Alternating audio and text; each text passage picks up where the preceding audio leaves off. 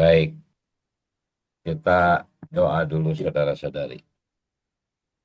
Tuhan Yesus, oh Tuhan Yesus, kami cinta Oh, padamu, Tuhan Yesus. Tuhan Yesus.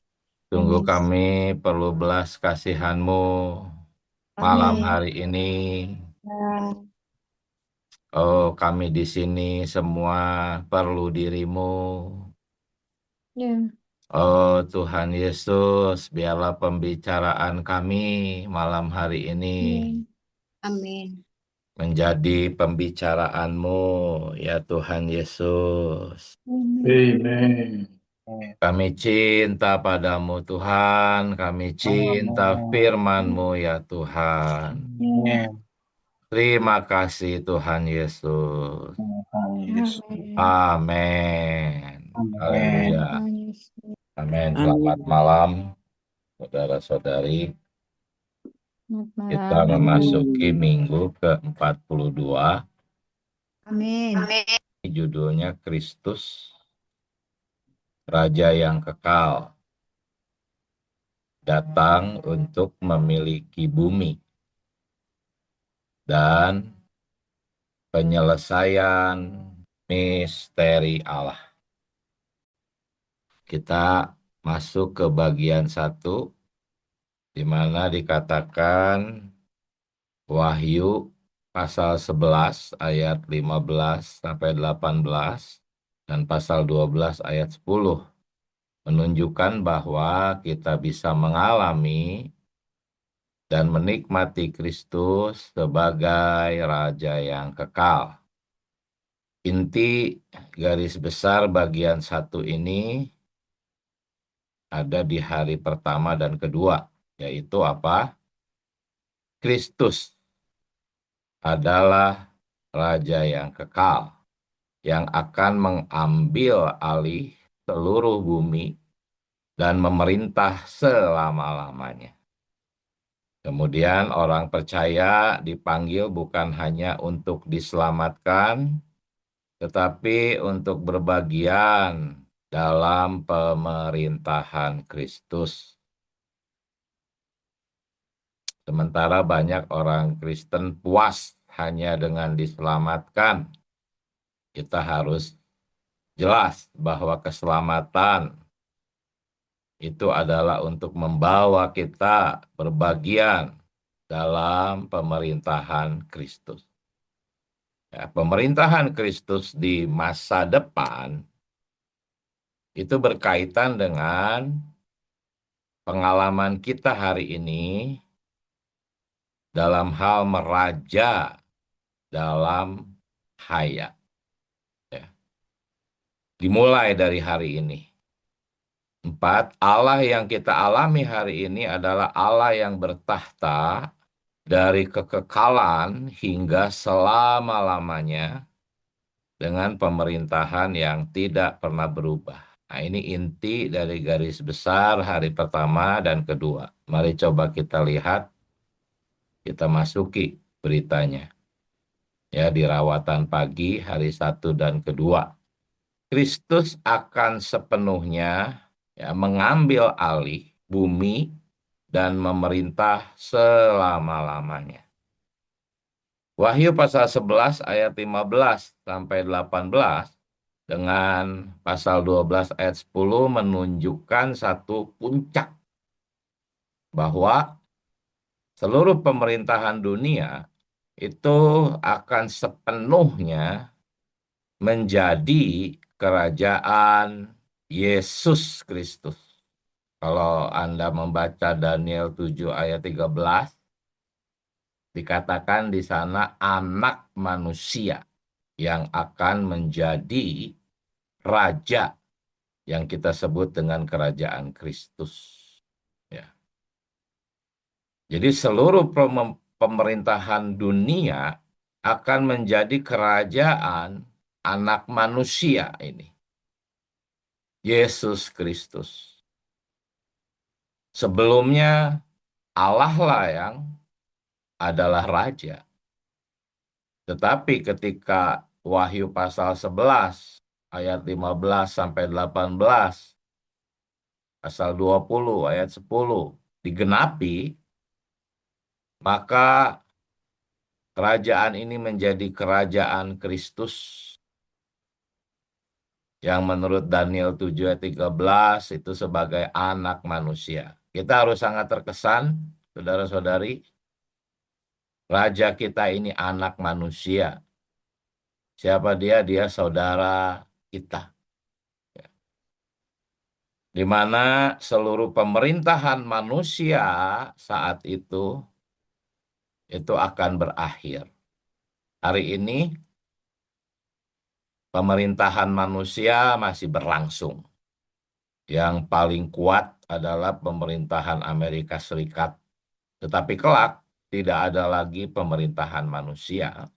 Yang ada hanyalah pemerintahan Kristus sebagai anak manusia.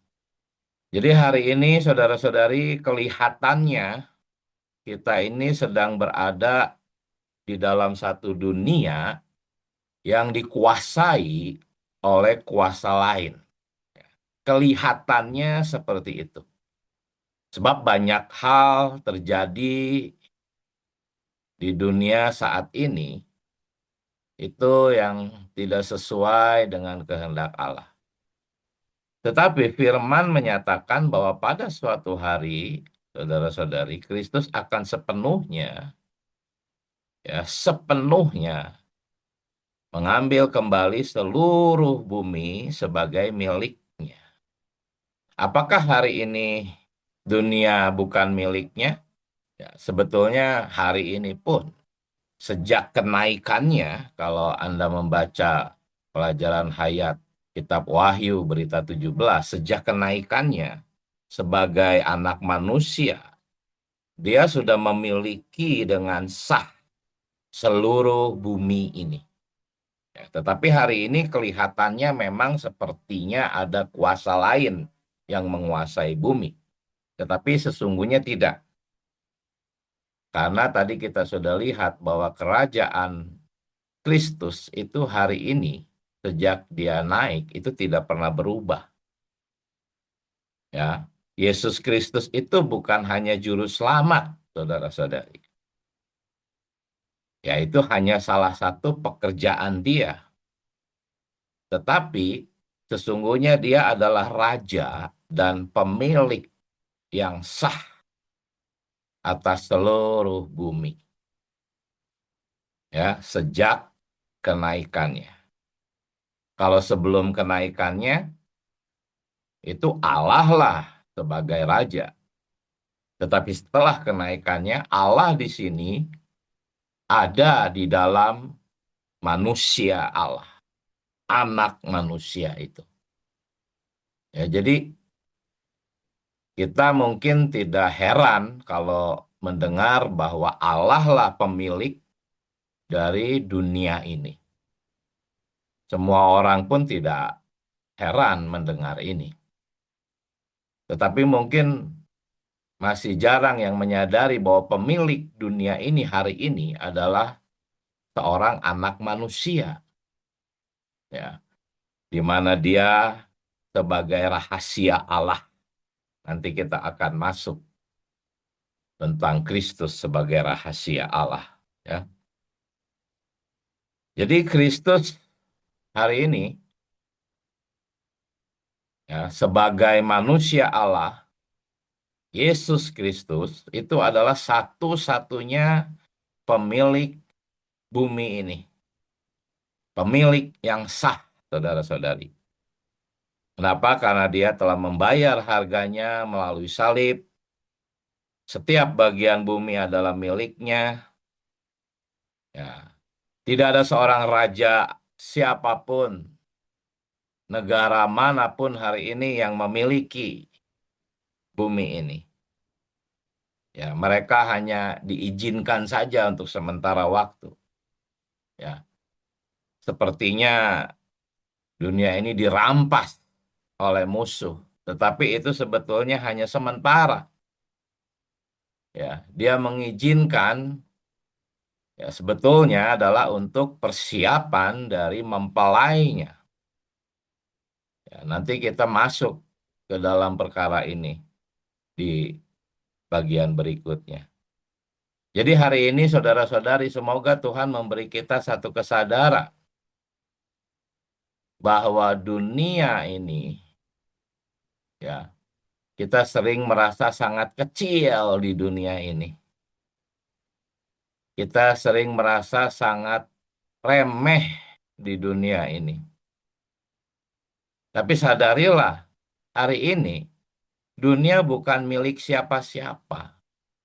Dunia itu milik saudara kita, Yesus Kristus. Kita adalah saudara-saudaranya, anak-anak Bapa. Ya,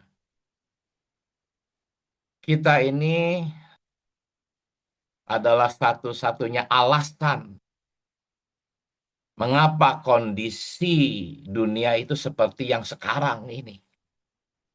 Allah sebagai Raja di dalam Tuhan Yesus mengatur segalanya, memerintah segalanya. Dan alasan pemerintahan Dia itu karena di bumi ada saudara-saudaranya, mempelainya, anak-anak Allah Bapa. Yaitu siapa? Kita. Jadi jangan kita merasa sebagai orang yang kecil di dunia ini. Kita ini benar-benar orang-orang yang paling penting di dunia ini. Ya. Bahkan Presiden Donald Trump pun juga tidak sepenting kita. Ya, itu semua hanya diizinkan, semua fokusnya, perhatian Allah itu adalah kepada kita sebagai jemaatnya, mempelainya, saudara-saudaranya. Saya jujur, saya merasa sangat sangat besar. Saya ini orang yang lebih besar dari semua orang yang tidak mengenal Allah. Dari semua orang kaya, semua pejabat penting, semua tokoh dunia yang tidak mengenal Allah. Kita ini jauh lebih besar. Kita ini adalah alasan mengapa Allah mengatur dunia sedemikian rupa. Ya. Jadi semoga kesadaran ini kuat bahwa dunia yang sekarang ini milik Tuhan kita. Ya. Tuhan kita ini adalah saudara kita. Dia adalah seorang manusia Allah. Kita pun juga manusia-manusia Allah. Ya, dan sekarang dia sedang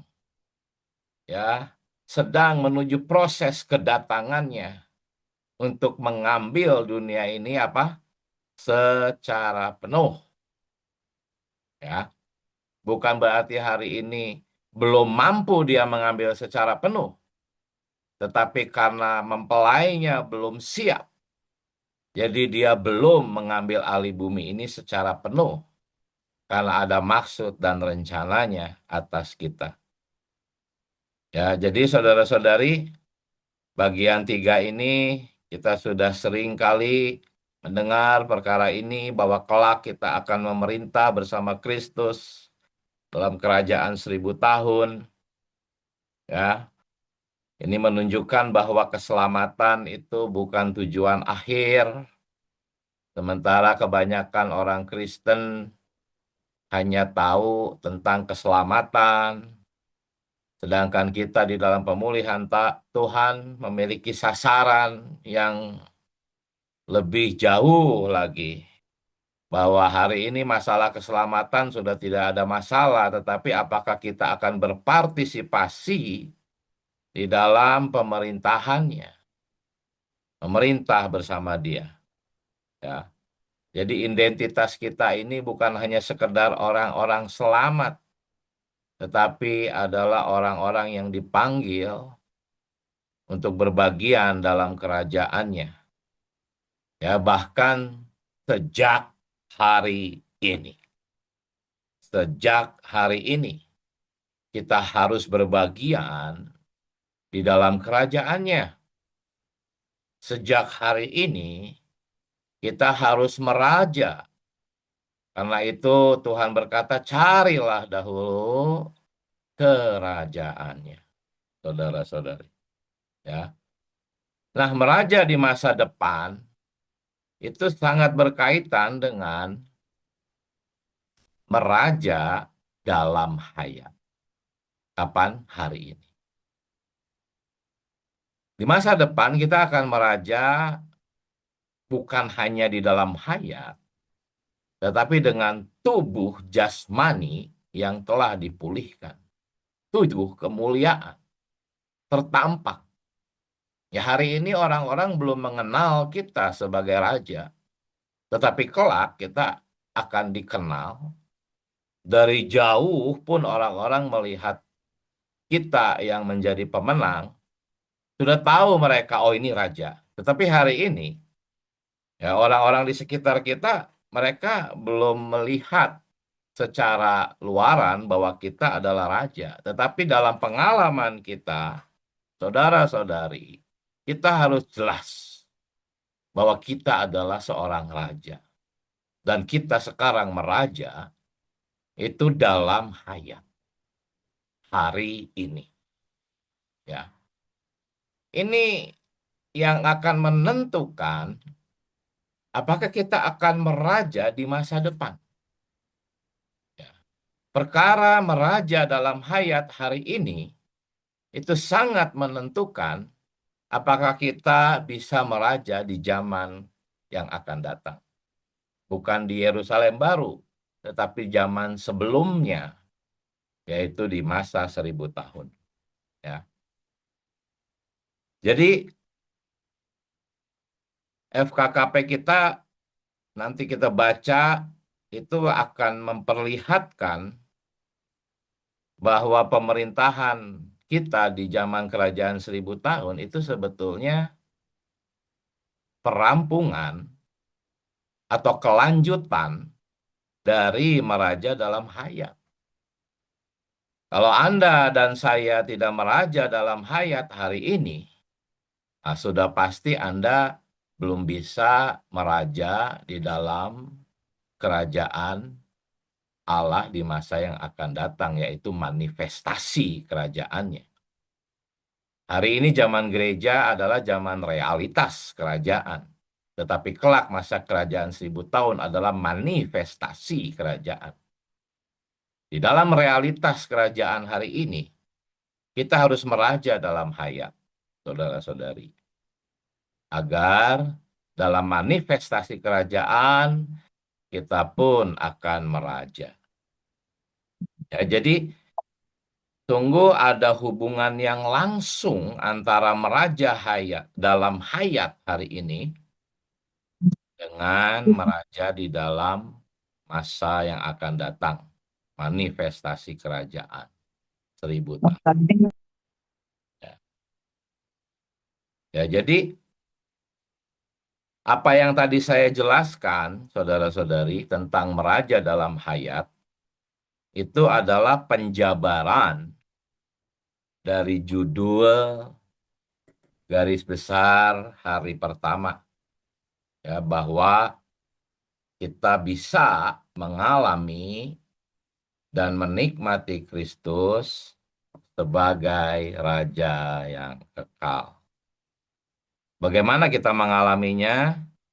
Kita mengalaminya, saudara-saudari, dalam pengalaman meraja dalam hayat. Ya, dengan kata lain, pengalaman kita terhadap Kristus sebagai Raja itu bukan objektif. Ya. Kristus sebagai Raja itu bukan hanya fakta yang di luar kita. Ya, dia memang ada di langit, di surga, menjadi seorang raja. Itu fakta objektifnya, itu benar. Tetapi dia ingin memerintah dari dalam diri kita melalui hayatnya. Inilah pengalaman kita akan Kristus sebagai Raja. Ya, apakah Anda mengalami Kristus sebagai Raja? Bagaimana sehari-hari kita? Apakah Kristus menjadi Raja? Apakah kita mengalami Kristus sebagai Raja? Ingat, dia meraja di dalam hayat. Dan ketika kita hidup berbaur dalam hayatnya, kita pun meraja. Meraja dengan dia. Khususnya apa? Kita meraja atas ego kita. Musuh yang paling berat itu ego kita. Ya, karena ego kita ini adalah raja tandingan. Jikalau raja kita ya secara alamiah yaitu ego meraja, maka kita jatuh dari kedudukan meraja dalam hayat. Meraja dalam hayat itu yang harus kita ingat adalah kita menang melawan ego. Kita mengesampingkan dia. Kita memusnahkan dia. Kita tidak membiarkan dia terekspresi. Kita tidak membiarkan ego kita yang melaksanakan keputusan-keputusan. Ya, itulah meraja dalam hayat. Kita menjadi raja di dalam hayat ini. Inilah pengalaman kita ya akan Kristus. Bukan hanya sebagai Kristus juru selamat, tetapi Kristus sebagai raja. Semua orang-orang Kristen yang sudah diselamatkan itu mengalami Kristus sebagai juru selamat. Tetapi kita di dalam pemulihannya harus maju memiliki pengalaman Kristus sebagai raja. Ya, dengan cara kita meraja dalam hayat. Yang paling berat itu mengalahkan ego kita. Meraja atas ego kita. Ya, bukan kita sendiri yang meraja, tapi kita bersama Kristus meraja. Jadi inilah pengalaman Kristus sebagai raja. Ya. Saudara-saudari, benar-benar kita harus hidup sebagai orang kerajaan hari ini. Kita adalah orang-orang kerajaan dalam penghidupan kita sehari-hari. Mungkin orang-orang lain tidak memandang kita dengan sebelah mata. Kita begitu remeh, kecil, kondisi kita baik dari segi jasmani, ekonomi, posisi di dunia. Oh, kita sama sekali mungkin tidak terpandang, tidak dipandang, tetapi ingat, kita adalah orang kerajaan dalam kehidupan kita sehari-hari, saudara-saudari. Kita harus menjadi raja dalam setiap perkara-perkara. Ya, bukan hanya perkara-perkara besar, justru dalam perkara-perkara sederhana kita harus mengekspresikan diri sebagai raja. Cara berbicara perlu berubah. Ya. Dari seorang manusia alamiah, manusia bumiah, manusia dunia, kita harus berubah. Dalam hal berbicara, bersikap, berperilaku. Dulu kita hidup sembarangan. Sekarang ada kesadaran kita ini orang kerajaan. Kita tidak dapat lagi hidup sembarangan. Ya. Apa ini? Ini bukan soal bagaimana kita bisa memperbaiki diri. Tidak ada yang dapat memperbaiki diri. Menjadi raja-raja. Menjadi berperilaku sebagai raja. Nggak ada. Ini bukan hasil usaha kita, saudara-saudari. Ini adalah karena ada hayat raja itu. Kristus itu di dalam diri kita. Sehingga oleh hayat itulah kita hidup sebagai raja. Oleh hayat itulah cara berbicara kita berubah. Orang-orang melihat kita berbeda. Orang-orang melihat sikap kita sudah berbeda. Ya, itu semua bukan karena kita sendiri berusaha memperbaiki perilaku kita. Bukan kita yang coba berwaspada, berhati-hati, nggak mau hidup sembarangan. Bukan. Itu semua adalah karena kita memiliki hayat raja. Kristus sebagai raja sekarang menjadi hayat kita. Ya, jikalau kita terus berlatih memperhidupkan hayat ini, maka itu akan membuat kita hidup sebagai raja. dalam hal-hal yang besar, terlebih lagi setiap hari dalam hal-hal yang sederhana. Ya, jangan berusaha hidup sebagai raja. Karena itulah istilahnya itu bukan sekedar meraja. Kalau meraja ya itu berarti kita, tapi ini meraja dalam hayat. Sehari-hari kita sudah meraja kok. Ya, mulai dari bangun pagi, kita mulai melakukan banyak perkara. Seringkali ego kita yang menjadi raja.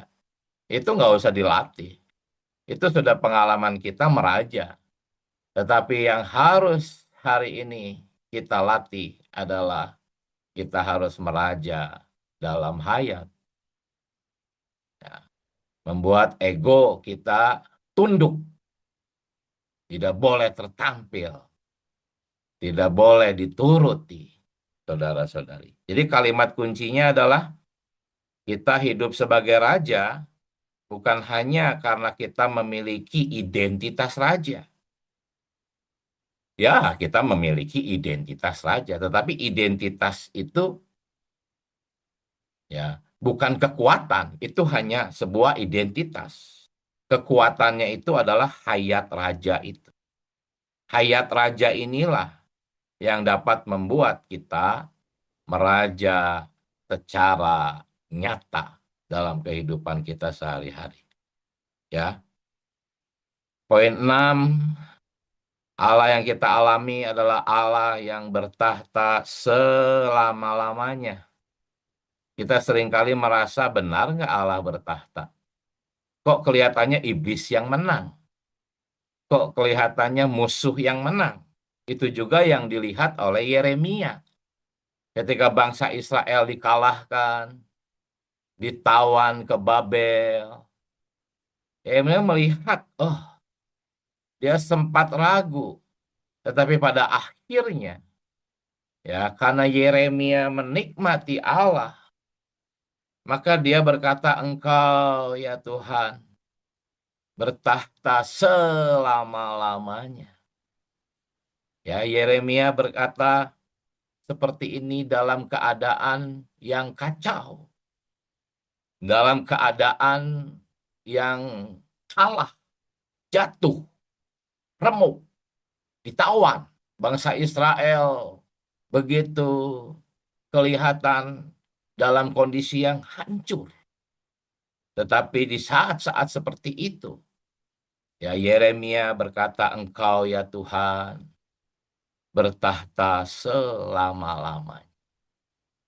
Apakah kita bisa berkata seperti ini di tengah-tengah situasi kita hari ini? Ya, apakah kita bisa berkata Tuhan tahtamu itu nggak pernah goyah? Ya, dalam kondisi yang hari ini sedang aku jalani, Tuhan, ya, bukan iblis pemenangnya. Engkau tetap memegang kendali. Engkau tetap raja. Tidak pernah ya, keputusanmu, pengaturanmu itu goyah atau terganggu. Tidak. Engkau tetap raja dari masa ke masa. Oh, kalau kita bisa berkata sedemikian dalam situasi kita apapun, maka kita mengalami apa yang penulis ratapan ini alami. Ya, di tengah kegagalan, kejatuhan, kekacauan, kehancuran, ya musuh nampaknya seperti sedang menang, tetapi kita harus melihat Allah lah yang tetap sedang memegang kendali. Oh, kalau kita bisa melihat ini, hidup kita sungguh aman, saudara-saudari. Nggak ada khawatir, nggak ada takut, tidak ada cemas, sukacita, dan kita bisa meraja dalam hayat, dalam segala situasi. Kita tahu Allah tetap memerintah. Kita tahu Allah tetap berdaulat, saudara-saudari. Ya, pemerintahan Allah sejak kekekalan tetap kokoh, saudara-saudari. Tidak pernah goyah. Ingat, ya hanya perasaan kita saja yang goyah, gitu. Tetapi kedaulatan Allah tidak pernah dirongrong. Dia tetap memegang kendali, memerintah selama-lamanya. Ya, kadang-kadang kasihnya, rahmatnya itu terlihat seperti berubah. Ketika kita baru diselamatkan, kita mengalami kasihnya begitu indah, pertolongannya, rahmatnya. Tetapi sejangka waktu kita merasakan dia berubah. Dia seperti sudah mulai menjauh. Doa-doa sepertinya kurang didengar. Permohonan kita atas rahmatnya sepertinya, aduh, ucapan-ucapan doa yang hanya dibuang ke udara, nggak ada hasil. Tampaknya kasihnya seperti berubah. Ya, tetapi saudara-saudari, kerajaannya tidak pernah berubah. Ya, memang dalam perlakuan seringkali kita melihat atau terasanya seperti kasihnya berubah. Tetapi itu pun tidak, gitu sebetulnya. Tapi yang harus kita ingat adalah karena dia bukan hanya sekedar seorang bapa bagi anak-anaknya, dia pun adalah raja yang memerintah. Raja yang adil, di mana dia menegakkan keadilannya.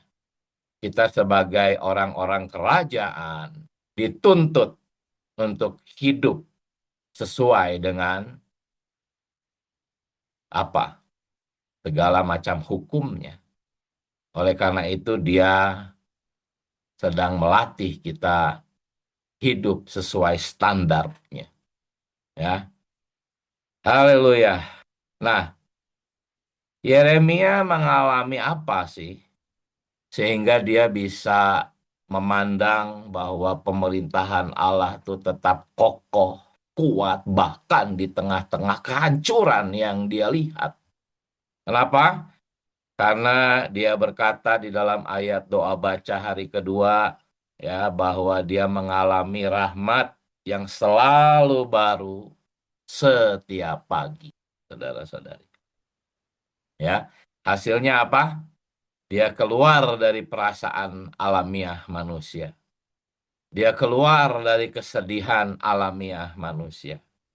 Dari simpati alamiah. Dia masuk ke dalam persona Allah. Dia berada di tahta bersama Allah.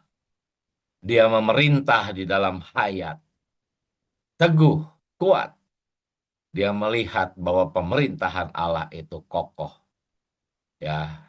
Jadi kita pun perlu setiap pagi menerima rahmatnya.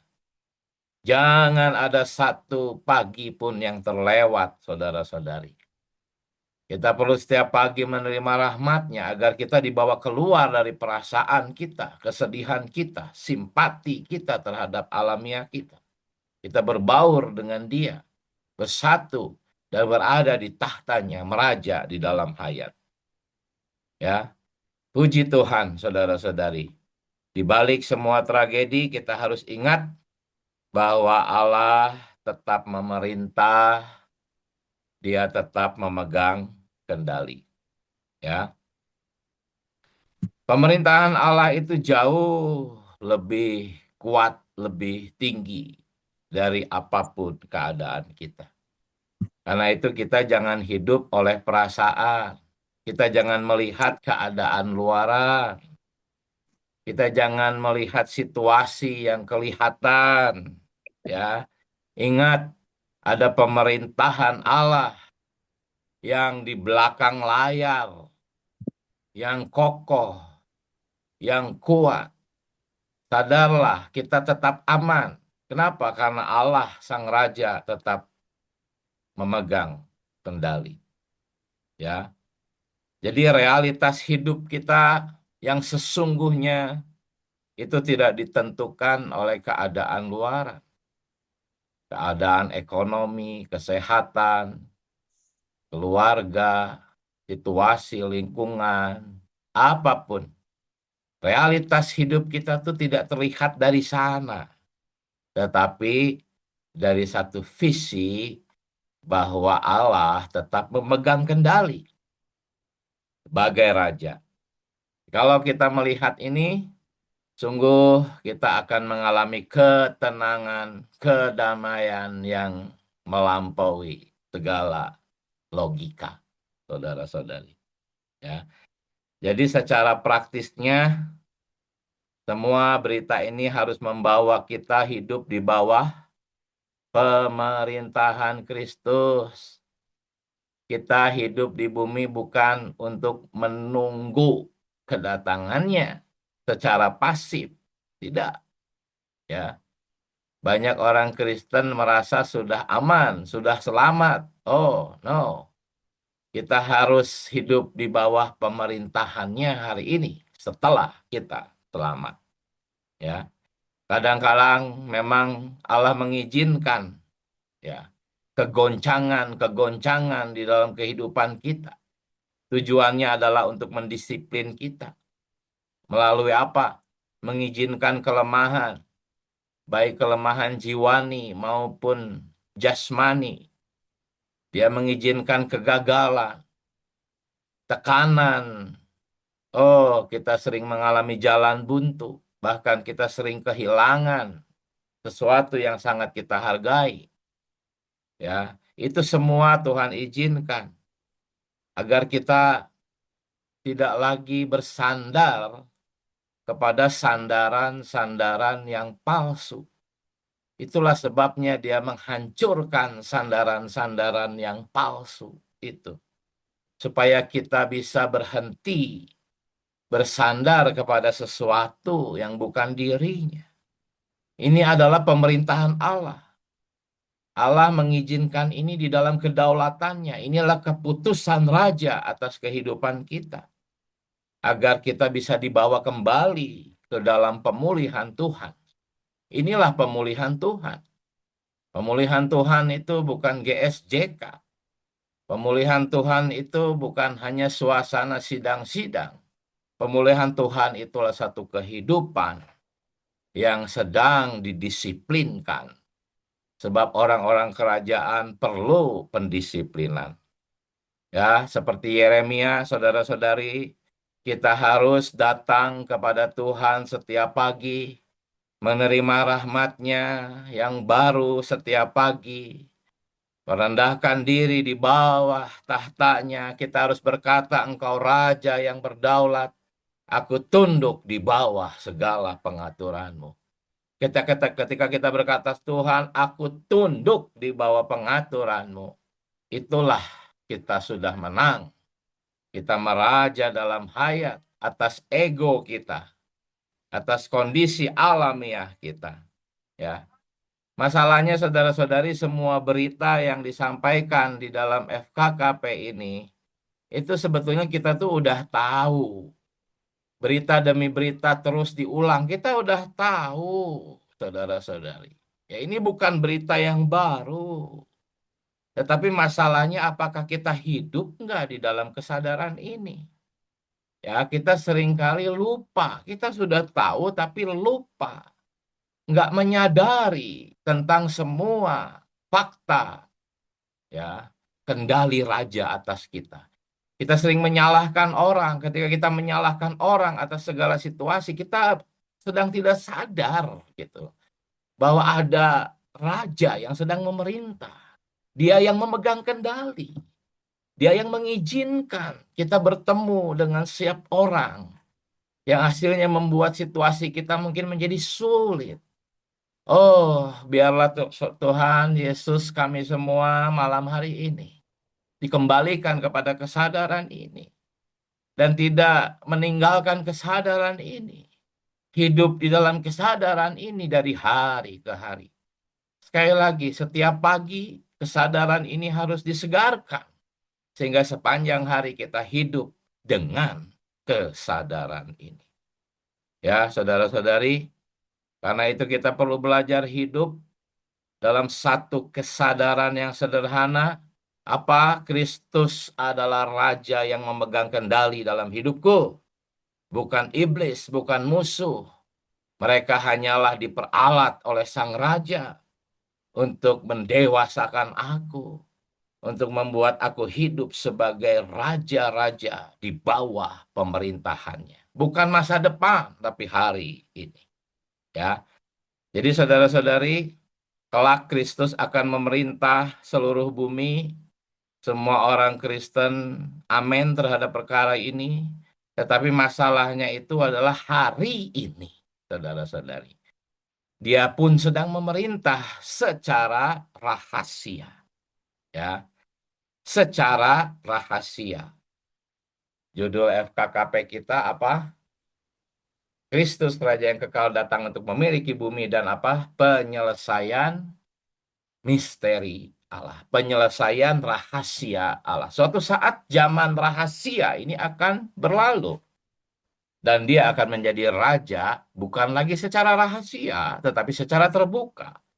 Tetapi hari ini kita harus berlatih hidup ya di bawah kerajaan, di bawah pemerintahannya yang rahasia ini. Ya, zaman rahasia itu belum selesai hari ini, saudara-saudari. Dia sedang memerintah secara rahasia di dalam diri kita. Ya, inilah yang dimaksud dengan misteri Allah atau zaman rahasia. Hari ini kita harus menyadari bahwa Dia adalah raja di dalam kita sehingga kita ketika ingin berbicara sembarangan, kita disadarkan bahwa di dalam diri kita ada raja itu. Ketika kita sedang menghadapi situasi apapun, kita harus belajar tunduk kepada Dia, tidak menyalahkan siapapun, keadaan, orang, atau apapun. Kita berkata, Tuhan, aku tunduk di dalam situasi ini. Aku tunduk di bawah pemerintahan-Mu. Saat kita hendak harus mengambil keputusan, kita harus belajar memerintah di dalam hayat. Jangan biarkan ego itu yang mengambil keputusan. Ya, inilah yang akan menentukan partisipasi kita di dalam pemerintahan masa depan, saudara-saudari. Ya, jikalau Anda meraja dalam hayat hari ini, sesungguhnya Anda sedang berjalan menuju pemerintahan bersama Dia di masa depan. Ya, Tuhan kita bukan hanya ingin menyelamatkan kita. Setelah Dia menyelamatkan kita, Dia sedang mempersiapkan kita untuk memerintah bersama Dia dalam kerajaannya. Amin. Nah, kalimat kunci ini penting. Saudara-saudari nanti coba terus baca berulang-ulang. Karena kalimat kunci inilah yang mengikat seluruh pembahasan di bagian 1 Romawi. Nah, sekarang kita masuk ke bagian 2, saudara-saudari. Di dalam Wahyu pasal 10 ayat 1 sampai 7, kita memiliki visi yang jelas akan kedatangan Kristus untuk memiliki bumi. Ya. Jadi inti daripada garis besar bagian 2 Romawi ya, dalam tahap Wahyu 10, Kristus diperlihatkan sedang apa? Sedang dalam perjalanan untuk datang mengambil alih bumi. Ya. Kemudian yang kedua, kedatangan Kristus terjadi secara bertahap, rahasia, berselubungkan awan, menuju terbuka. Ya. Nah, di sini saya ingin membagikan bagan ya.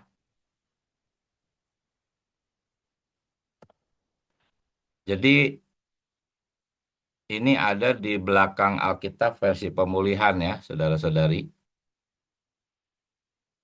Ini tanda panah yang biru ini adalah kedatangan Kristus secara rahasia. Ya. Saya perbesar tanda panahnya. Kalau di Alkitab kecil tanda panahnya. Terjadi sebelum sangkakala ke-7.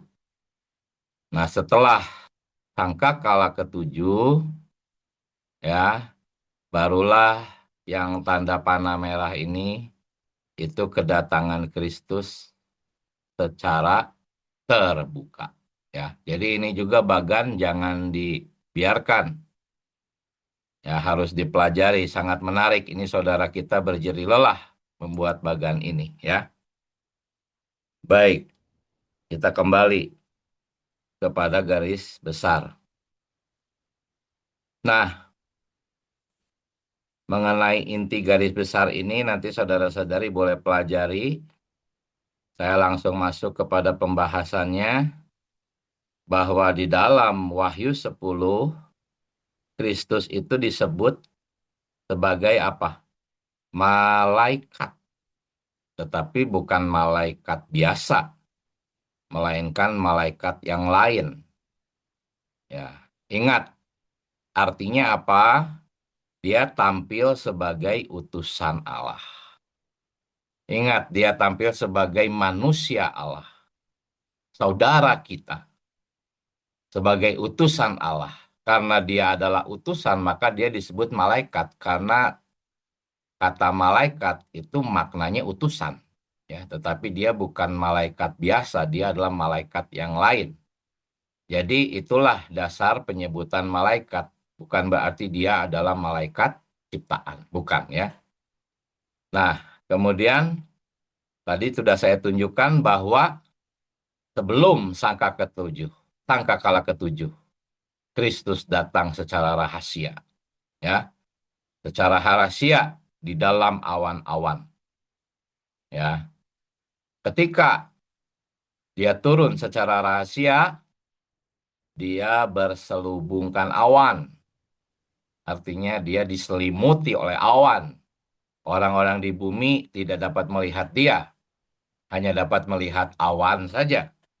Ya, kedatangannya ini masih bersifat rahasia di sini. Ya, ini berhubungan dengan zaman rahasia. Ya, bahkan sampai di detik-detik kedatangannya secara rahasia ini, ya, misteri Allah atau rahasia Allah itu belum selesai. Ya, inilah yang dimaksud penyelesaian rahasia Allah. Jadi kedatangannya yang berselubungkan awan itu bermakna ya, tidak sama dengan di atas awan. Kalau Anda baca Wahyu 14 ayat 14 ya. Jadi ini harus jeli. Datangannya itu ada yang berselubungkan awan dan ada di atas awan. Berselubungkan awan itu di pasal 10. Di atas awan baru di pasal 14 terlihat. Jadi kedatangan Tuhan itu nggak terjadi sekaligus ya. Terjadinya itu melalui proses kedatangan. Ya, semacam ya seperti kalau kita ingin mau pergi ke Jakarta kan nggak langsung tiba di Jakarta kan.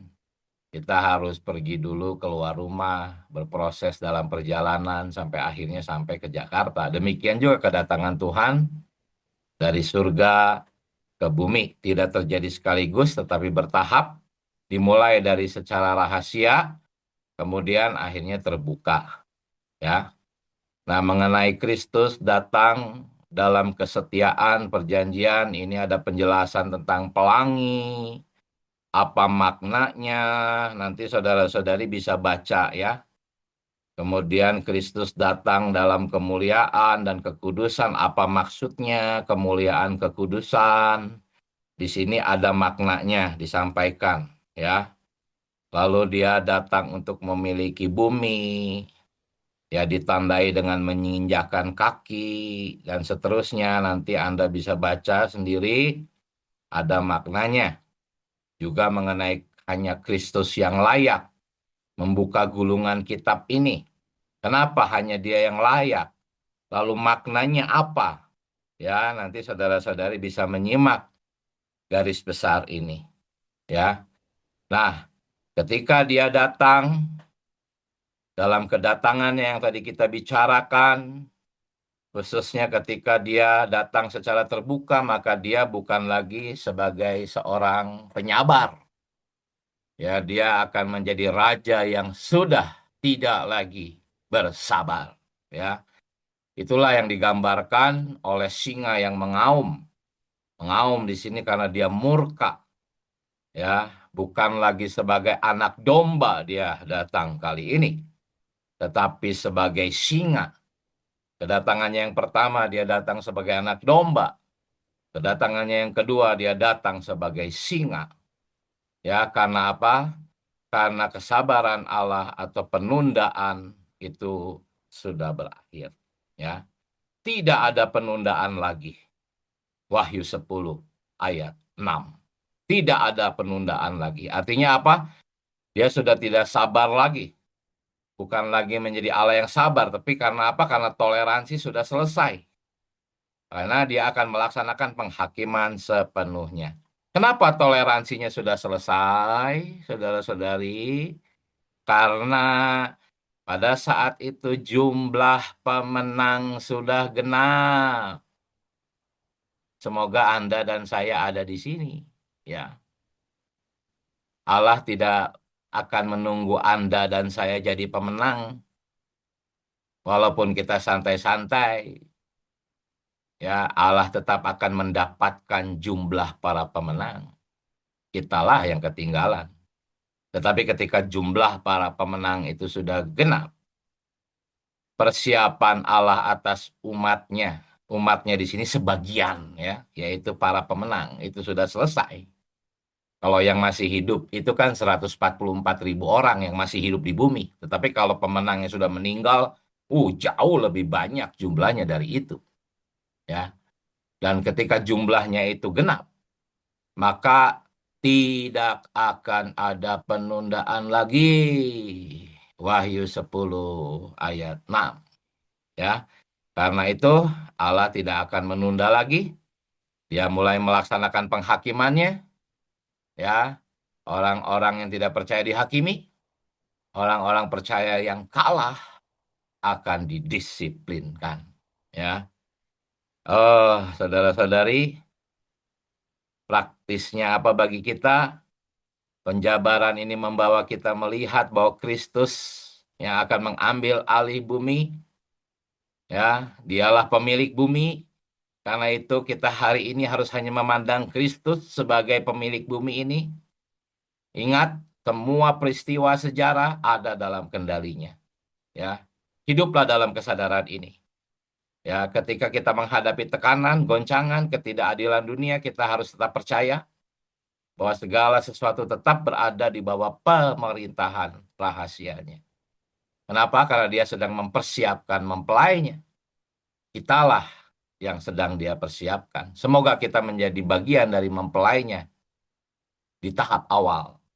Karena mempelai di Yerusalem baru ya, semua udah pasti. Ya.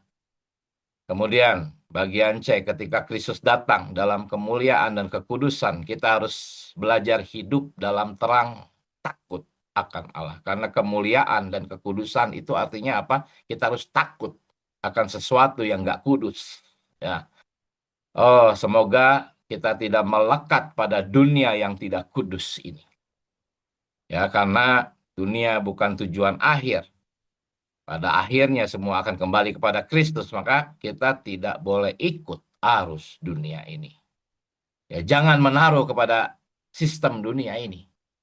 Ya, cara perekonomian kita berbeda dengan sistem dunia. Ya, saudara-saudara, bacalah cara mengatur keuangan. Itu sangat baik sekali agar kita tidak terseret oleh arus dunia. Karena perkara uang inilah yang sesungguhnya menyeret orang-orang Kristen kepada arus dunia. Ya. Jadi saudara-saudari, masa penundaan Allah itu sekarang masih berlangsung. Kita sedang dalam masa-masa penundaan, tetapi tidak selamanya. Ketika jumlah pemenang itu telah siap, genap, ya, maka dia segera datang. Jadi nggak perlu kita sekarang tanya Tuhan kapan datang. Ya. Emangnya berani bertanya seperti ini? Saya belum berani. Saya berkata, Tuhan, saya ingin hidup meraja dalam hayat. Engkau harus memiliki hidup saya hari ini. Ya, saya tidak mau bertanya kapan kau datang, karena saya belum tentu siap. Tetapi Tuhan, hari ini saya harus kau miliki. Ya, kalimat kunci ini adalah kalimat kunci yang kedua. Nanti saudara-saudari perlu baca baik-baik sehingga semua yang diberitakan di bagian dunia 2 Romawi menjadi apa? Menjadi jelas, ya. Nah, sekarang bagian yang terakhir, genaplah. Ya, setelah masa penundaan itu diumumkan, tidak ada penundaan lagi. Ayat ke-6, maka ayat ke-7 berkata, selesailah rahasia Allah. Ini menurut teks aslinya ya. Kalau di Alkitab bahasa Indonesia memang agak sulit paham. Tapi kalau menurut teks aslinya seolah-olah tidak ada penundaan lagi. Selesailah rahasia Allah. Ya, nanti intinya boleh saudara-saudari baca apa maksudnya.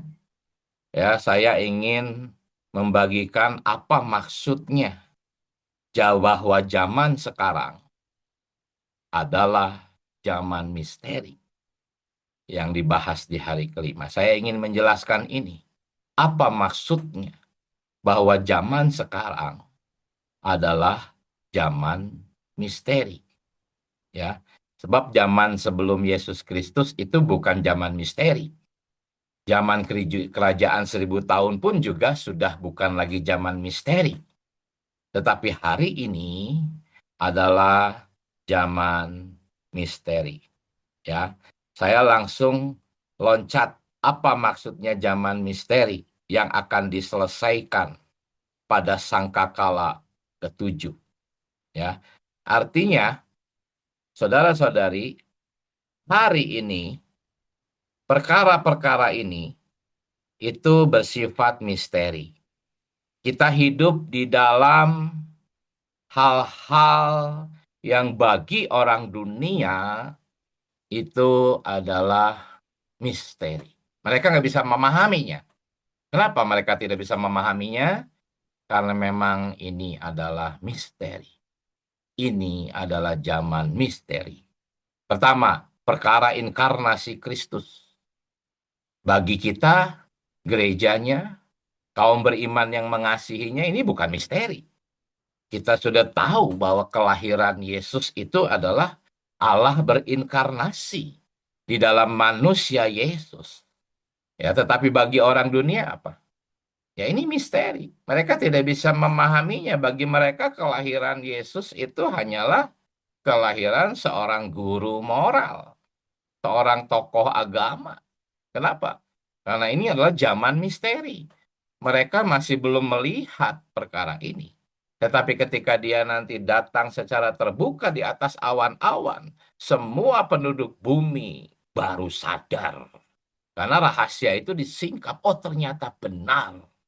Inkarnasi Kristus itu. Ya, dia adalah manusia Allah. Allah berinkarnasi di dalam manusia.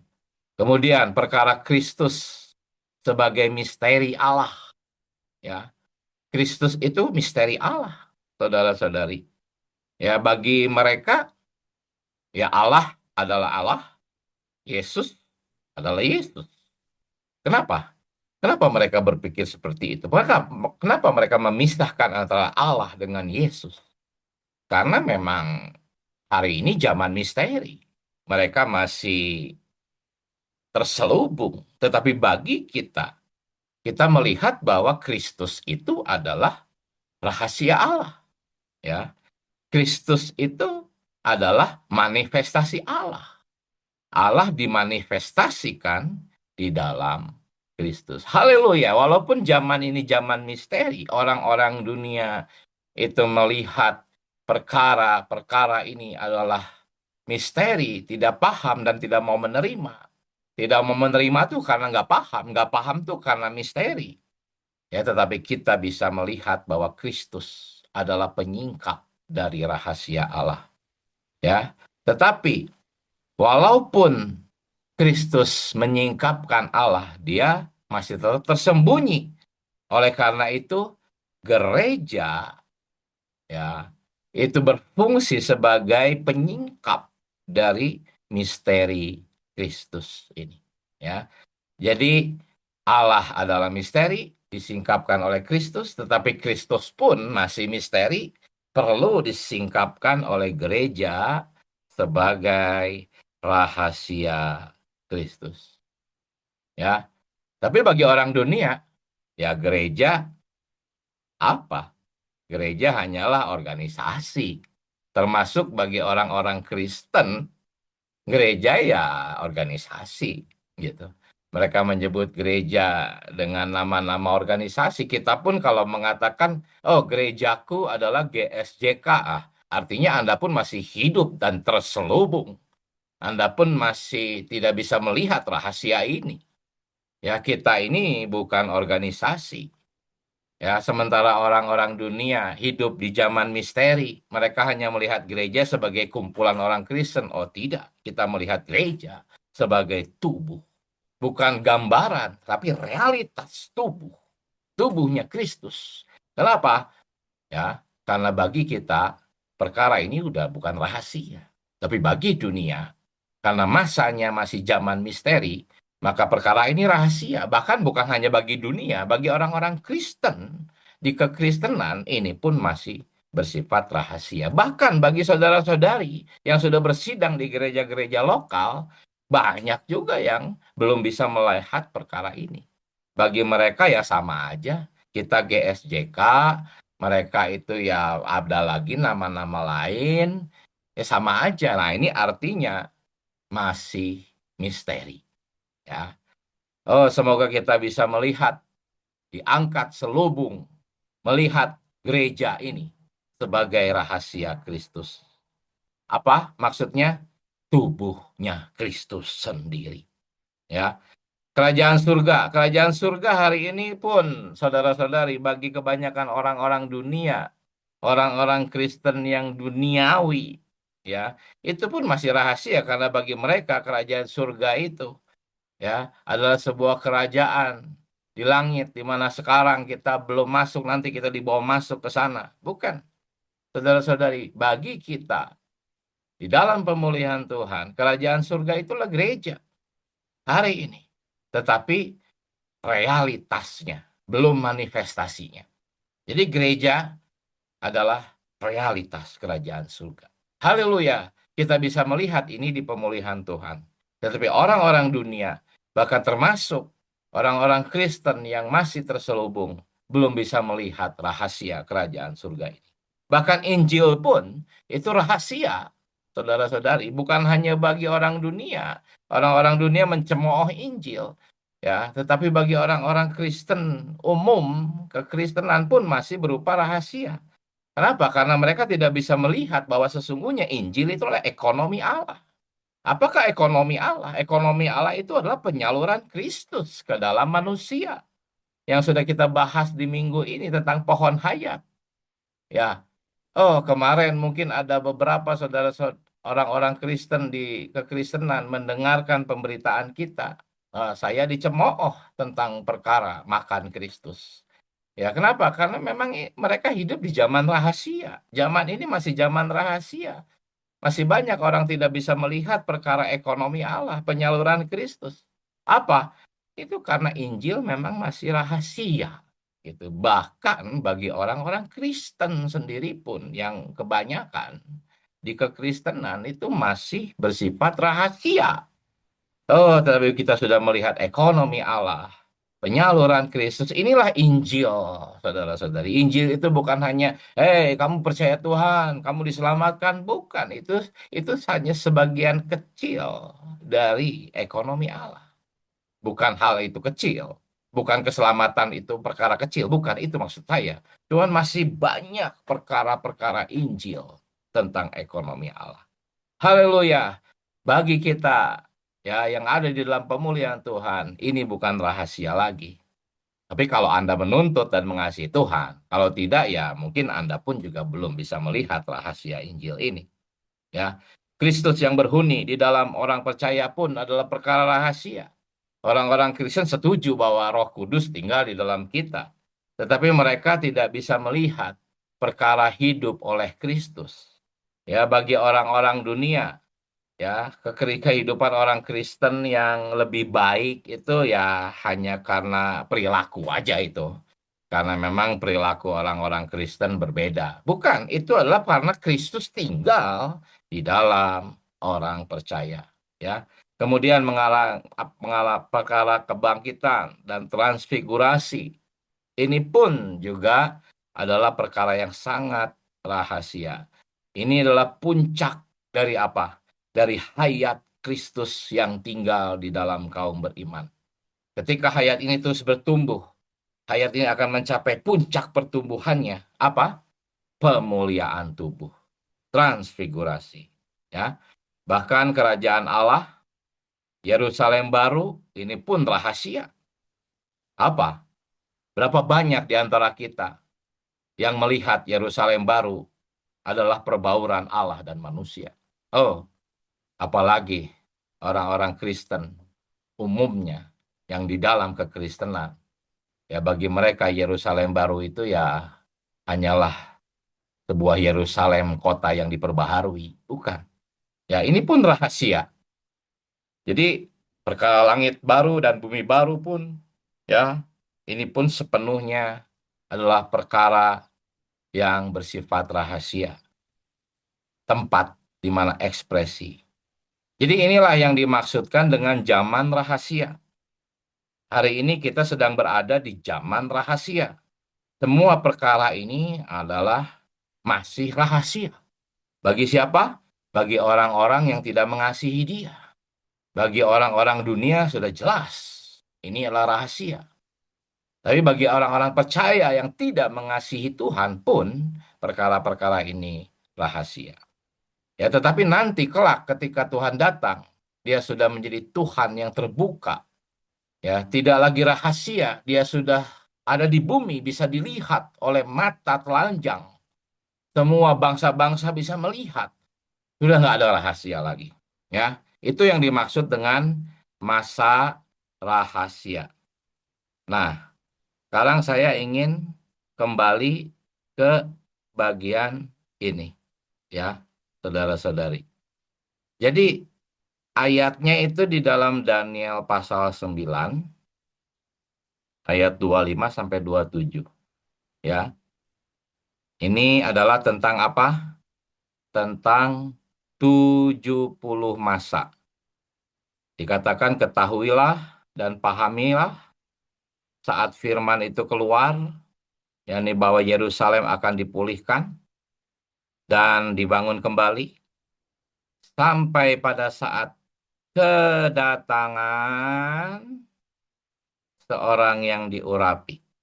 Ini yang tadi kita bahas, kedatangannya itu ada dua ya. Ada yang terbuka, tanda panah warna biru. Ada yang tertutup, maksud saya rahasia. Ada yang terbuka, tanda panah merah. Nah, sebelum ini terjadi, ya ada 4 zaman. Ya. Zaman yang pertama itu adalah zaman 49 tahun. Nanti Anda bisa baca lebih jelas di Alkitab Anda.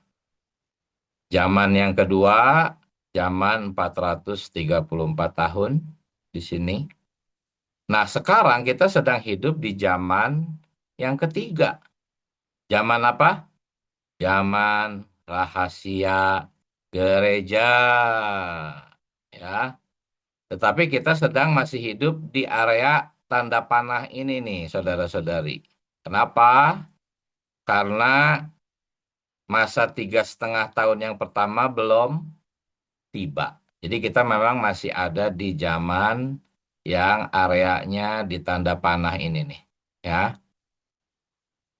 Tetapi ketika memasuki 3,5 tahun yang pertama, lalu 3,5 tahun yang kedua, masa yang keempat, ya, masa 1 kali 7 masa 7 tahun, yaitu masa yang keempat ini, ya, ini pun masih berbarengan dengan zaman rahasia gereja, ya, kedatangan Tuhan Yesus masih rahasia di sini, walaupun masa keempat ini sudah tiba.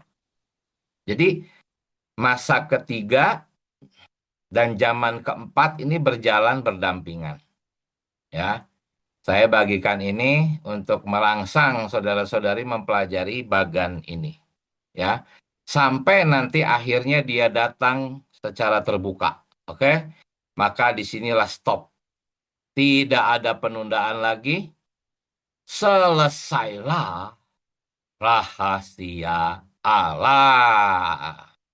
Inilah, disinilah penyelesaian rahasia Allah. Ya, ini sedikit tentang judul kita mengenai rahasia Allah.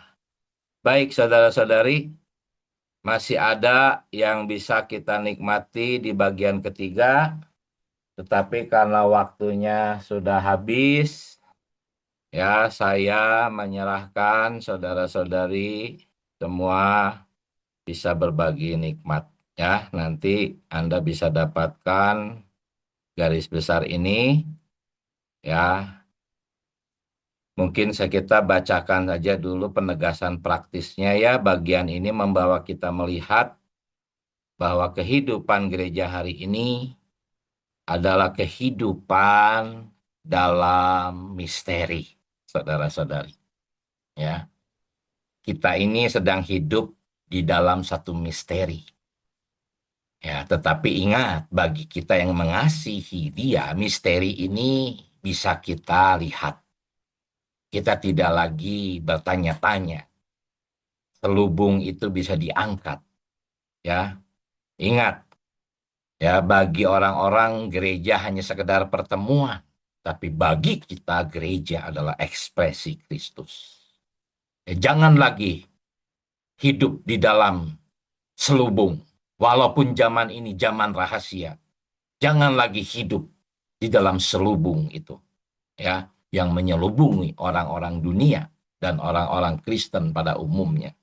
Karena itu, saudara-saudari, ingat, ketika kita berkontak dengan saudara-saudari dalam sidang-sidang, dalam pertemuan, secara pribadi, melalui online, melalui telepon, ingat, sesungguhnya, oh, luar biasa, kita sedang berkontak dengan Kristus. Saudara-saudari, ingat, ya, bahkan seorang saudara yang kecil dan lemah sekalipun di dalamnya ada Kristus.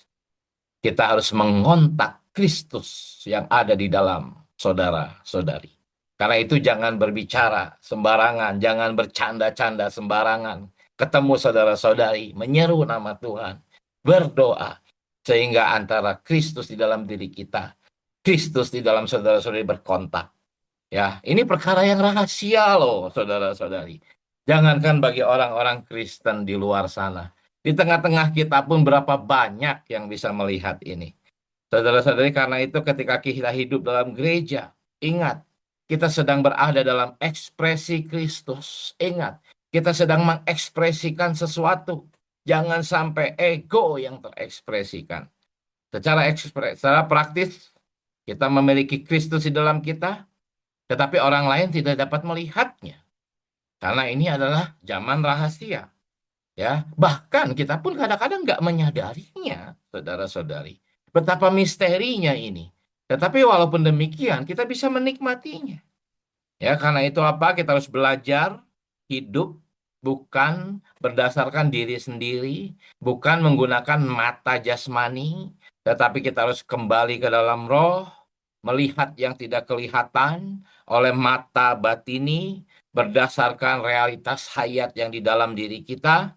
Ya, akhirnya apa? Ketika zaman rahasia ini selesai, semua yang tersembunyi ini di-open oleh Tuhan, dibuka, kita akan berada di zaman kerajaan 1000 tahun itu. Tetapi ada banyak orang-orang Kristen yang kaget-kaget ketika masuk kerajaan 1000 tahun. Nggak menyangka kok seperti ini. Karena mereka tidak mengasihi Tuhan di zaman ini. Sehingga mereka tidak melihat rahasia-rahasia itu di dalam gereja. Saudara-saudari, kita harus belajar hidup dengan setia. Ya, dalam perkara apa setianya? Bangun pagi, mengontak dia seperti Yeremia tadi. Sehingga kita dipalingkan. Kita harus berlatih makan Kristus. Ingat pelajaran minggu ini. Kita harus memohon belas kasihan Tuhan. Tuhan tolong saya. Kita harus setia bersikap demikian dalam kesadaran ini. Kita harus sadar bahwa kita sedang hidup di zaman rahasia. Tanpa Tuhan yang menyingkapkan, maka tidak bisa kita menikmati Kristus sebagai Raja hari ini. Amin, saudara-saudari. Puji Tuhan. Sekarang manfaatkan waktu. Waktunya mungkin bisa tersedia ya 30 menit. Silahkan siapa yang mau dahulu. Amin. Puji Tuhan. Amin, puji Tuhan, saudara-saudari. Amin. Amin. Ya, saya tadi masuk di jam 19.30 ya, karena lagi di perluasan di Banjar, jadi banyak orang. Amin. Puji Tuhan, ini bisa menikmati juga, walaupun tidak dari awal, saudara Diki, tadi saya masuk. Nah, cuman tadi dari penjabaran, saudara Diki ada satu perkataan ya, dari semua poin perkara rahasia Allah itu, saya sangat menikmati perkara tadi dari Efesus 6 ayat 19. Yang di situ judulnya itu adalah perkara rahasia Injil, saudara-saudari. Yaitu apa? Rahasia Injil itu adalah perkara Allah yang tersalurkan ke dalam manusia, saudara-saudari. Ya, bagi saya sungguh bersyukur ya, hari ini ya perkara misteri ini sudah disingkapkan. Dan bagi saya juga ini merupakan sesuatu yang vital, sesuatu yang sangat vital, saudara-saudari, karena ini akan menentukan keadaan kita seperti apa, saudara-saudari. Amin ya. Jadi dari semua rahasia bagaimana Allah sebagai kepala pemerintahan mengatur, ya bagaimana perkara kedatangannya itu juga ada yang tersembunyi dan terbuka. Saudara-saudari, satu perkara yang saya nikmati perkara rahasia Injil itu adalah apapun yang Allah aturkan, apapun yang kita kerjakan harus menghasilkan Allah tersalurkan ke dalam setiap kita. Amin. Karena tadi kalau berbicara mengenai tentang perkara pemenang, pemenang itu adalah perkara bagaimana orang itu tersusun oleh Kristus. Kalau di dalam Alkitab itu mungkin ya 5 gadis bijaksana ya, yang penuh dengan minyak. Ternyata perkara tentang kedatangan Kristus itu ada 2 kondisi orang Kristen, yaitu yang 5 bodoh dan 5 bijaksana. Nah, yang 5 bodoh ini kita sudah tahu ya cerita itu, saudara-saudari, bahwa itu perkara kekurangan minyak. Artinya kekurangan unsur ilahi di dalam hidupnya. Amin. Nah, hari ini kekristenan itu ada aspek agamawi, ada aspek pengalaman akan Kristus yang tersalur. Amin. Nah, hari ini kita dalam pemulihan Tuhan, saudara-saudari sudah melihat perkara misteri ini, dan misteri ini sangat penting sekali. Penting untuk apa? Penting untuk setiap kita mengalami pertumbuhan hayat. Karena bagi saya pribadi, berbicara pemenang adalah berbicara orang yang tersusun oleh Kristus melalui penyalurannya. Puji Tuhan ya, saudara, karena ini acara bagi nikmat, jadi tidak panjang tentunya waktunya, karena saudara-saudari mungkin banyak yang berbagi nikmat. Tapi perasaan saya ketika Allah mengatur situasi, biarlah waktu dalam pengaturan itu kita berkontak dengan Kristus. Kita ambil kondisi itu, saudara, bukan kita melihat keadaan yang sedang kita alami, tapi biarlah pengaturan yang Allah aturkan dalam kehidupan kita, entah itu penderitaan, lewat ekonomi, lewat keluarga. Saudara-saudari, ambil kesempatan untuk kita mengontak dia. Karena ternyata bahwa situasi itu bukan kebetulan terjadi, memang itu diaturkan oleh Allah bagi kita. Untuk tujuan apa? Tujuannya untuk datang kepada Tuhan. Amin. Ya, karena hari ini dia sudah ada di dalam kita, telah menjadi hayat di dalam roh kita. Kita tinggal berkontak dengan dia. Waktu kita berkontak dalam segala situasi apapun, maka apa yang terjadi? Allah tersalurkan ke dalam setiap kita. Sehingga penderitaan itu, karena di dalam Kisah Rasul 14 ayat 22 kalau tidak salah ya, bahwa setiap orang yang harus masuk dalam kerajaan Allah itu harus mengalami banyak penderitaan. Tetapi saudari, jangan sampai kita rugi 2 kali, masuk penderitaan tetapi tidak menghasilkan pertumbuhan Kristus. Karena itu, saudara-saudari, waktu kita mengalami situasi yang kepala pemerintahan aturkan, yaitu Kristus, kita ambil kesempatan itu untuk apa? Untuk menikmati Kristus sebagai pohon hayat yang minggu yang lalu. Semoga melalui apa yang kita nikmati di 1 minggu yang ke depan yang sudah disampaikan oleh saudara kita, ya bukan hanya sekedar menjadi sebuah pengetahuan, tapi biarlah kita terdorong untuk benar-benar mengalami Kristus ke dalam kita, ditambahkan dan ditambahkan di dalam setiap kita. Puji Tuhan, itu yang saya nikmati, karena itulah yang sesungguhnya rahasia Injil ya. Jadi Injil itu bukan hanya untuk diketahui semata menjadi pengetahuan kita, tetapi ternyata ada satu penyingkapan bahwa rahasia Injil itu berbicara tentang ekonomi Allah, yaitu Allah Tritunggal yang tersalurkan ke dalam setiap kita. Puji Tuhan, itu yang saya nikmati. Silakan saudara yang lain bisa bagi nikmat. Amin. Puji. Amin. Silakan.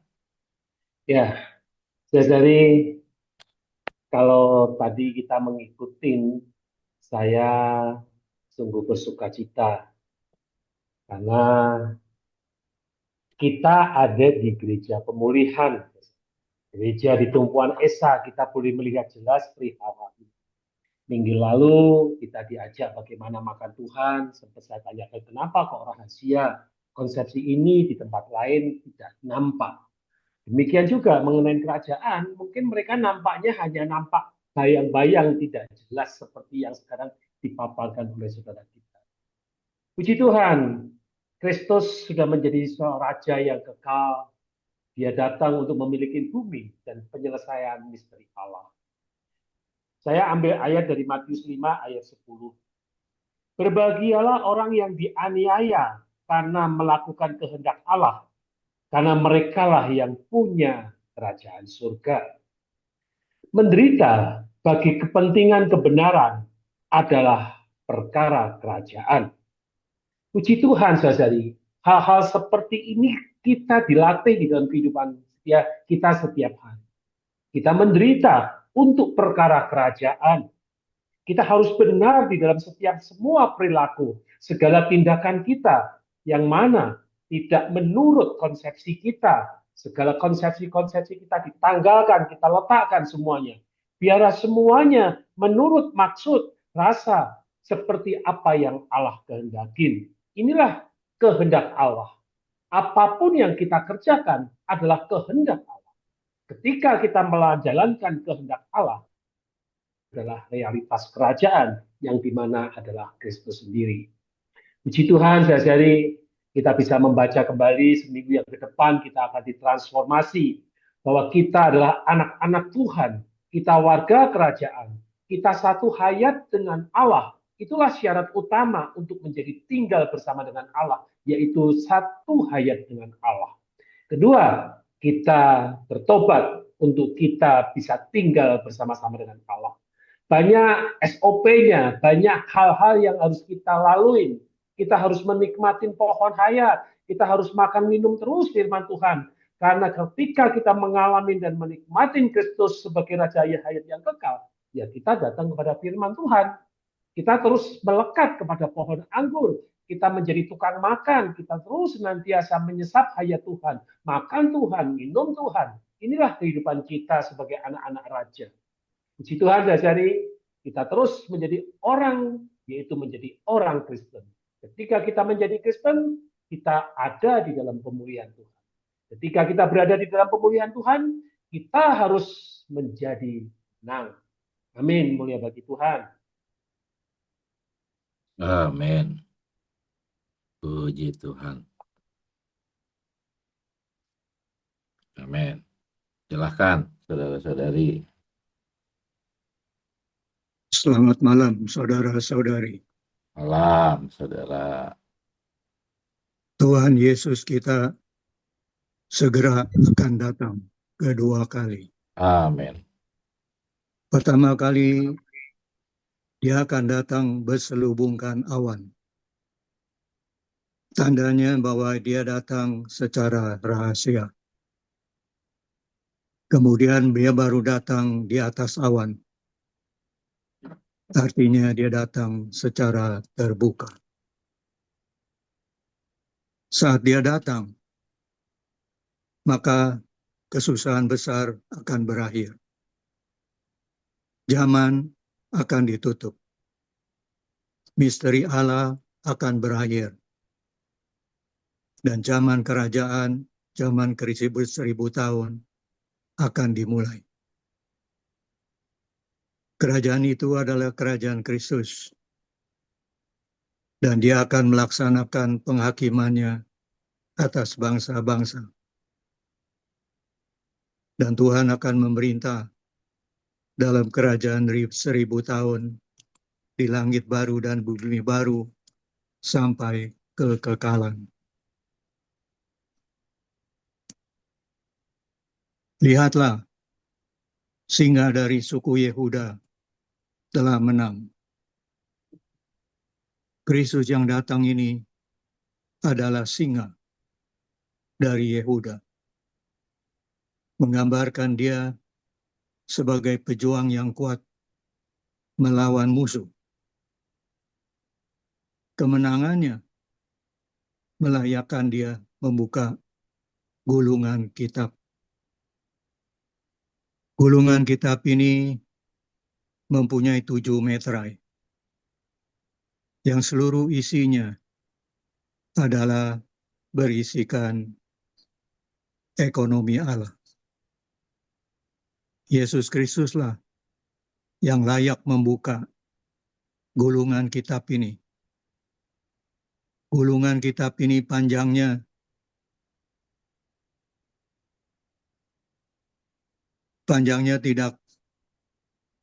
tidak terperi, tidak tercapai, sangat-sangat panjang.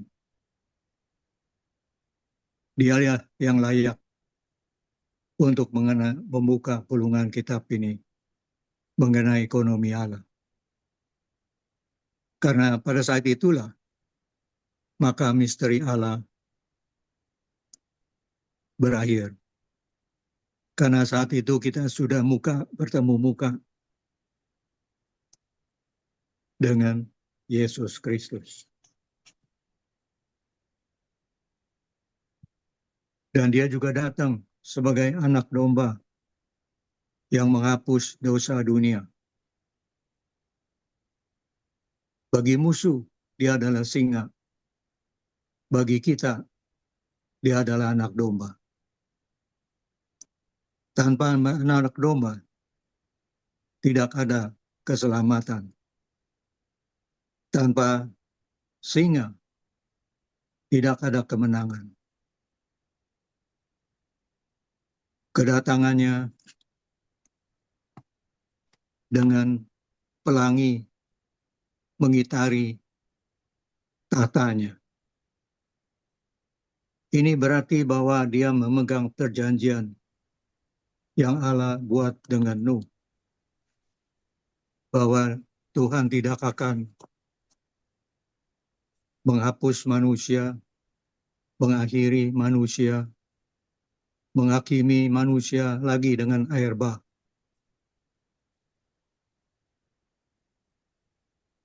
Dan kedatangannya akan menjadi seperti matahari.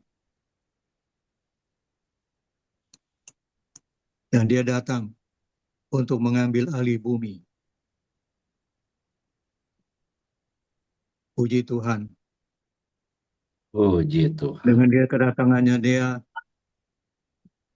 akan genapkan pahala kepada kita yang menang. Jadi saudara-saudari, marilah kita tekun melayani Tuhan supaya kita bisa menang dan kita bisa mendapatkan pahala ini untuk bisa makan pohon hayat yang dijanjikan itu. Tuhan Yesus memberkati kita semua. Amin. Puji Tuhan. Amin, saudara. Amin. Amin. Puji Tuhan. Amin. Silahkan. Saudara Diki, sebelumnya apa bisa dijawab pertanyaan di chat itu, saudara? Ya, jadi pertanyaannya perbedaan antara penghakiman dan pendisiplinan Tuhan ya. Di 1 Petrus 4 ayat 17 dikatakan bahwa sekarang telah tiba saatnya penghakiman dimulai dan pada rumah Allah sendiri yang harus pertama-tama dihakimi. Jadi kalau bagi orang-orang dunia, tentu penghakiman dengan pendisiplinan itu berbeda ya maknanya ya. Pendisiplinan itu terkesan positif, penghakiman itu terkesan negatif. Tetapi kalau bagi kita, penghakiman itu adalah pendisiplinan. Jadi memang ada bagian-bagian di dalam diri kita yang perlu dihakimi. Itu adalah hal-hal selain Kristus di dalam diri kita itu perlu dihakimi. Dan ketika penghakiman itu dilaksanakan, bagi kita itu pendisiplinan. Jadi jangan menganggap penghakiman Tuhan yang di 1 Petrus 4 ayat 17 sebagai hal yang negatif. Jadi konsepsinya beda. Jadi pertanyaan ini saya jawab dari sudut pandang kita ya di dalam gereja. Tetapi kita sendiri tidak menghakimi orang lain ya. Yang kita hakimi adalah iblis, setan, dosa, khususnya yang ada di dalam kehidupan kita sendiri. Itu perlu dihakimi. Ya. Amin. Kira-kira seperti itu ya. Amin. Amin. Iya. Amin. Terima kasih saudara. Puji Tuhan ya, melalui persekutuan malam hari ini saya mendapatkan poin-poin sebagai terang di dalam saya ya. Kita mengetahui bahwa ada pemerintahan Tuhan bersama umat tebusan selama 1000 tahun. Ya, ini menjadi satu periode ya, satu periode sebelum zaman pemerintahan Allah di kekekalan ya. Yerusalem baru dan langit baru sampai kekekalan, yaitu di Wahyu 20 ayat 6, 2 Timotius 2 ayat 12 ya. Dan di kekekalan nanti Wahyu 22 ayat 5 ini benar-benar sudah tidak ada perkara negatif ya. Tuhan Yesus. Jadi keselamatan Allah ini bukan tujuan akhir ya, puji Tuhan ya saudara ya. Keselamatan Allah kepada kita ini adalah jalan bagi Allah untuk melanjutkan pekerjaan lebih lanjutnya terhadap kita, yaitu supaya kita bersama-sama dengan Tuhan bisa memerintah bersama Dia ya di dalam hayat. Kalau kita berbicara mengungkapkan perkataan memerintah dalam hayat itu sepertinya abstrak ya saudara ya. Tapi melalui penguraian saudara tadi ya, kita bisa mengetahui bahwa sejatinya memerintah di dalam hayat itu Tuhan di dalam kita menundukkan kita ya, menundukkan ego kita ya, dan kita ini ada satu ketundukan kepada Tuhan di dalam pekerjaannya menundukkan kita. Nah, ini saya mendapatkan makna memerintah dalam hayat itu sedemikian. Oh Tuhan Yesus, kalau salah bisa dikoreksi ya saudara Divya. Jadi memerintah dalam hayat itu hari ini saya mengetahui, malam hari ini saya mengetahui bahwa ini adalah perkara Tuhan di dalam kita, mengendalikan kita, menduduki kita, mengatur kita, sehingga kita tidak lagi dikuasai oleh ego, tetapi benar-benar ego disingkirkan dari kita, ego tidak berkuasa di atas diri kita, dan Tuhan bisa mengendalikan dan memerintah kita. Sedangkan partisipasi kita adalah ketundukan. Ketika kita tunduk kepada pemerintahan Allah di dalam kita, ya Dia sebagai hayat, inilah yang dikatakan meraja di dalam hayat ya. Ketika Tuhan meraja di dalam hayat, di dalam kita, sebenarnya kita pun bersama-sama dengan Tuhan memerintah ya, memerintah di dalam hayat kita untuk menundukkan musuh yang masih ada di dalam kita, yaitu ego kita ya terutama ya. Tetapi ya itu tadi ya jalannya mungkin ya sepertinya pendisiplinan dan penghakiman ya terus-menerus ya akan dikerjakan Tuhan ya di atas diri kita sehingga kita ini benar-benar dimurnikan ya dari semua perkara-perkara yang bukan diri Allah. Ya memang perkara penghakiman pendisiplinan bagi anak-anak Allah ini ternyata memang diperlukan ya. Untuk itu kita memerlukan kesatuan kita dengan Tuhan ya supaya kita hari ini ada latihan saudari ya. Kalau hari ini kita ada latihan yang membiarkan Tuhan itu menduduki kita, mengendalikan kita, memerintah di atas diri kita, saudari ya, sehingga musuh yang berhuni di dalam kita ini bisa disingkirkan ya. Nah, ini akan membawa kita itu berpartisipasi di dalam Wahyu 20 ayat 6 itu tadi ya.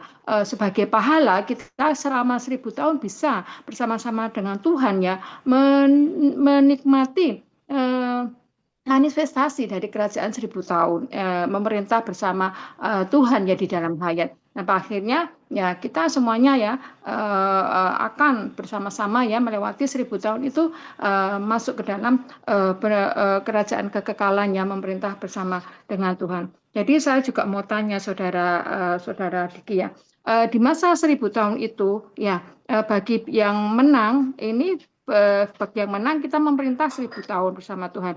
Bagi yang kalah, orang Kristen yang kalah, ini pendisiplinan 1000 tahun. Terus bagaimana nasib iblis saat itu, saudara? Iblis saat itu dipenjarakah selama 1000 tahun? Begitu, saudara. Ya, jelas kan di dalam Wahyu pasal 20 bahwa sebelum kerajaan 1000 tahun itu dimulai, iblis diikat, ya, dipenjarakan selama 1000 tahun. Wahyu 20 gitu ya, Amin. ayat Puji Tuhan. 2 ya. Wahyu 20 ayat 2. Tetapi di akhir Amin. kerajaan 1000 tahun dilepas kembali untuk pembersihan tahap akhir ya. Amen. Ya. Puji Tuhan. Silakan, masih ada waktu. Baik. Kalau tidak ada lagi, kita akan akhiri pertemuan kita. Tuhan Yesus. Tuhan Yesus. Oh, Tuhan Yesus. Amin. Oh, Tuhan Yesus. Tuhan Yesus. Tuhan Yesus. Amin. Oh, Tuhan Yesus. Tuhan Yesus. Tuhan Yesus. Oh Tuhan, terima kasih buat berita malam hari ini.